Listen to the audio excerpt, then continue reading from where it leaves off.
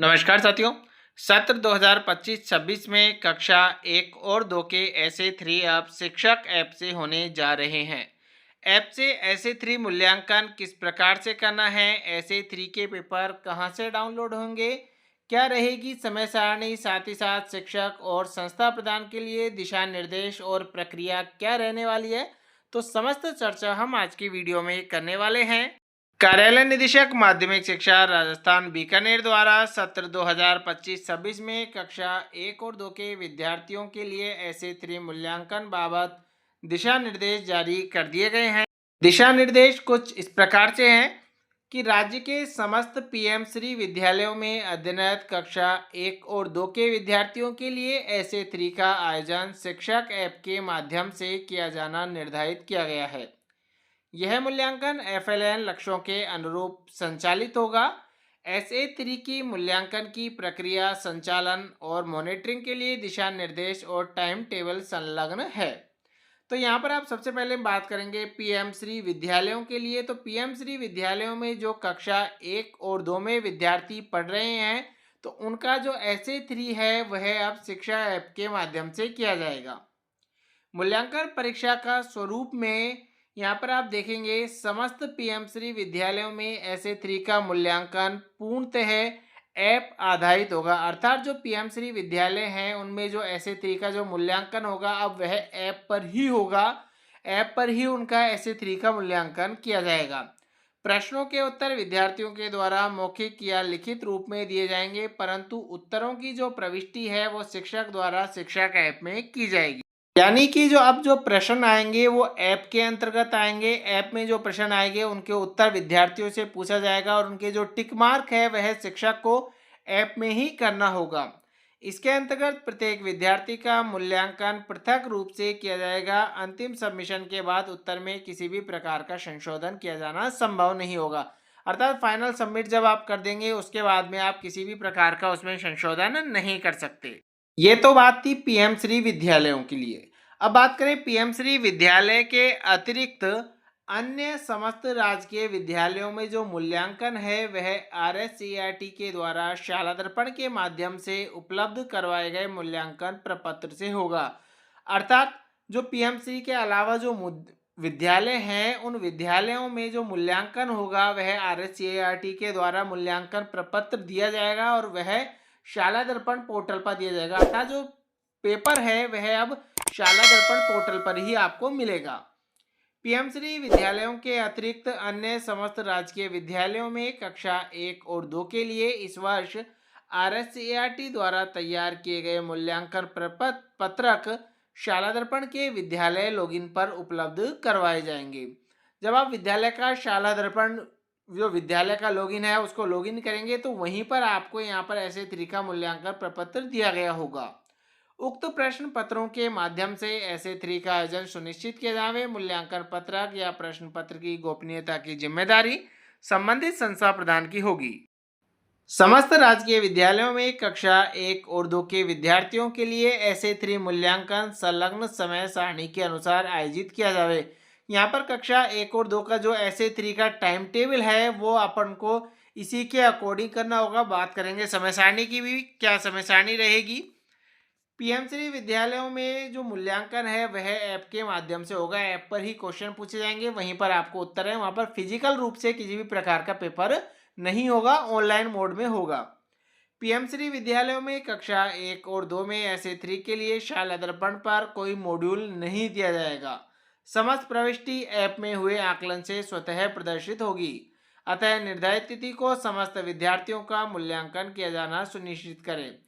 स्पष्ट है कि जो पीएम श्री विद्यालय हैं उनमें जो ऐसे 3 की जो प्रविष्टि होती है मॉड्यूल की शाला दर्पण के अंतर्गत, तो वह वहां पर प्रविष्टि अब मॉड्यूल में नहीं दी गई है। वहां पर जो आप ऑनलाइन मोड से जो एग्जाम होगा तो वहां पर आगे से ही आपके नंबर आएंगे जो ऑटोमेटिक आपको वहां पर प्रदर्शित होंगे। पीएम श्री विद्यालयों के अतिरिक्त अन्य समस्त राजकीय विद्यालयों में शाला दर्पण पर प्रविष्टि पूर्ववत ही होगी।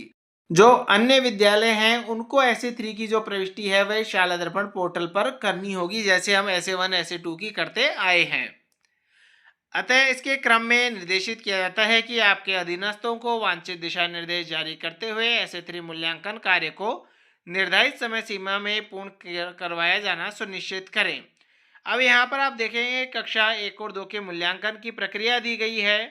तो मूल्यांकन की प्रक्रिया में पूर्व तैयारी विद्यालय स्तर पर क्या है कि कक्षा 1 और 2 के जो सभी विद्यार्थी हैं उनकी सूची शिक्षक ऐप में प्रदर्शित होगी। अतः दिनांक 5 मार्च 2026 तक शाला दर्पण पोर्टल पर विद्यार्थियों के प्रपत्र 5 और 9 पूर्ण रूप से भरे होने सुनिश्चित हो।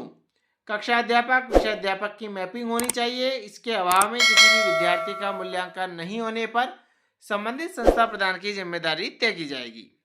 शिक्षक स्तर की बात करें तो शिक्षक ऐप का जो लेटेस्ट वर्जन है वो आपको यहाँ पर स्टाफ आईडी के जो पासवर्ड है उससे लॉगिन कर लेना है। यूजर मैनुअल का यहाँ पर अवलोकन कर लेना है और मूल्यांकन के जो मानदंड है उनके आधार पर निष्पक्ष अंकन करना आवश्यक है। मूल्यांकन की प्रक्रिया क्या रहेगी? तो ये जो मूल्यांकन की प्रक्रिया है, शिक्षक ऐप में लॉगिन करने के बाद में रिकॉर्ड असेसमेंट बटन पर क्लिक करें।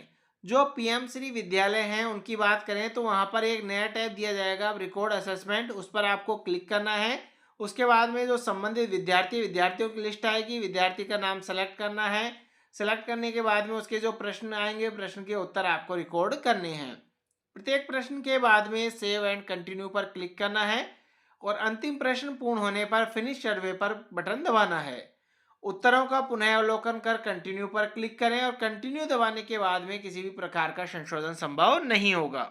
ये पीएम श्री की बात थी। और जो पीएम श्री के अतिरिक्त जो विद्यालय हैं तो उनको तो मूल्यांकन जो पत्रक है वो वहां पर आपको सीधा डाउनलोड करना होगा। मूल्यांकन संबंधी जो निर्देश हैं, प्रत्येक विद्यार्थी का निष्पक्ष व्यक्तिगत रूप से मूल्यांकन किया जाए। उत्तर देने के लिए पर्याप्त समय दिया जाएगा। ऐसे 3 में अधिगम उपलब्धि स्तर देने के लिए ए, बी अथवा सी ग्रेड का उपयोग करें। ग्रेड देने के आधार यहाँ पर कुछ इस प्रकार से दिए गए हैं। एक विद्यार्थी का मूल्यांकन पूर्ण किए बिना अन्य विद्यार्थी का चयन न करें। निर्धारित समय अवधि में 100% मूल्यांकन पूर्ण करना सुनिश्चित करें। उत्तरदायित्व संस्था प्रदान के रहेंगे कि परीक्षा संचालन की समुचित निगरानी करेंगे। सभी विद्यार्थियों की उपस्थिति सुनिश्चित करें। निर्धारित समय सीमा में मूल्यांकन पूर्ण करवाएंगे।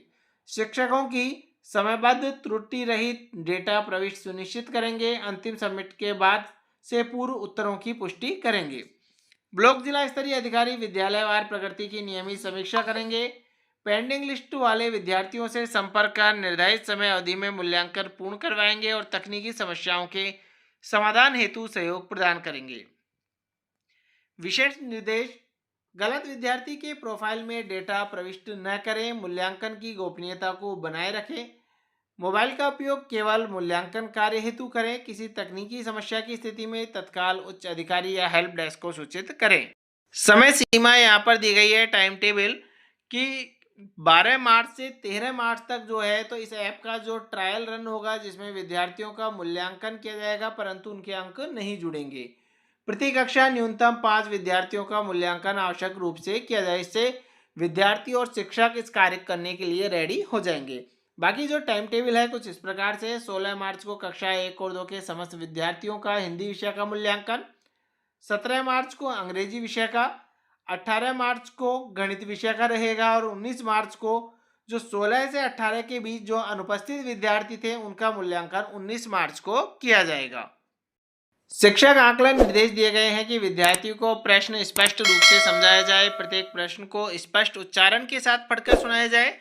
विद्यार्थी को उत्तर देने के लिए निर्धारित समय दिया जाए। यदि विद्यार्थी निर्धारित समय तक प्रतिक्रिया नहीं देता है तो अगला प्रश्न पूछे।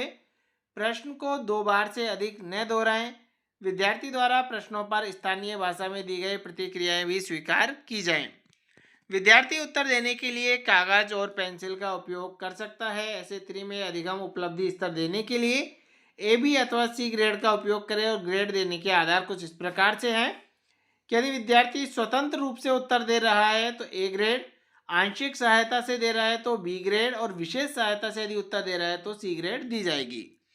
आकलन की प्रक्रिया में यह व्यक्तिगत होगा। शिक्षक और विद्यार्थी आमने सामने बैठेंगे। प्रश्न मौखिक रूप से पढ़े जाएंगे। विद्यार्थी मौखिक उत्तर देगा और जहां आवश्यक हो लिखित भी कर सकता है। विद्यार्थी के उत्तर के आधार पर ए, बी और सी ग्रेड अंकित करनी है। प्रश्न संख्या 5 से 9 तथा 19 से 21 में सही उत्तरों की संख्या के आधार पर ए, बी और सी ग्रेड अंकित करनी होगी। तो आज की वीडियो में इतना ही। धन्यवाद।